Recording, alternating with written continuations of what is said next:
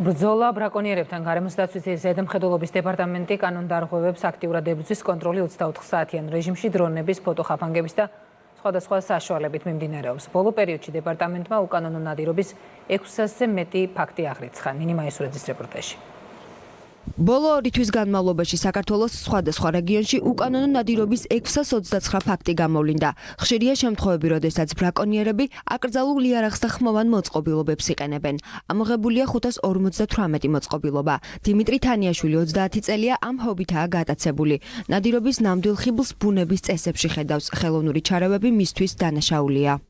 ამ ეგრეთ წოდებული მანოკებით ნადირობამ გამოიწვია ის, რომ ძალიან შემცირდა ფრინველი, სანადირო ობიექტები დაუშვებელია ხელოვნურად და რაღაცა ესეთი მოწყობილობებით ნადირობა. არანაირი სიამოვნება მაგაში არ არის. ვინადიროთ პატიოსდად, ვინადიროთ ლიმიტირებულად, რაზეც დაშვებული არის კანონით.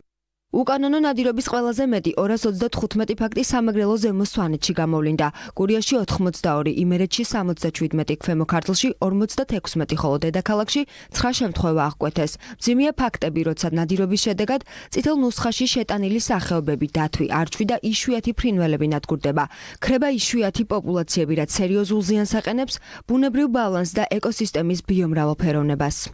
დეპარტამენტი ტერიტორიული ორგანოების დახმარებით მთლიანად უზრუნველყოფს სახელმწიფო კონტროლს არამხოლოდ ბრაკონიერების კონტროლზე, ფიზიკურ კონტროლზე და პატრულირების მეშვეობით, არამედ კონტროლი ხორციელდება ასევე სოციალურ ქსელში გავრცელებული ინფორმაციების საფუძველზე. ბრაკონიერობაზე გათვალისწინებულია როგორც ადმინისტრაციული, ასევე სისხლის სამართლის პასუხისმგებლობის ზომები. ამ პასუხისმგებლობის ზომებთან ერთად პირს დაეკისრება გარემოსთვის მიყენებული ზიანი, რომელიც გამოანგარიშდება თითეული სახეობის მიხედვით.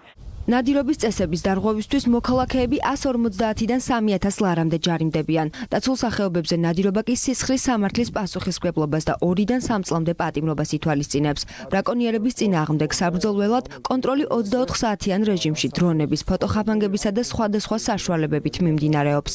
გამოვლინდა უკანონო ნადირობის ფაქტები წითელი ნუსხით დაცულ სახეობებზე, დათვზე და არჩვზე. ბრაკონიერობის პრევენციის მიზნით დეპარტამენტი მკაცრ კონტროლს აგრძელებს და თითოეულ სამართალ დარღვევაზე შესაბამის რეაგირებას მოახდენს.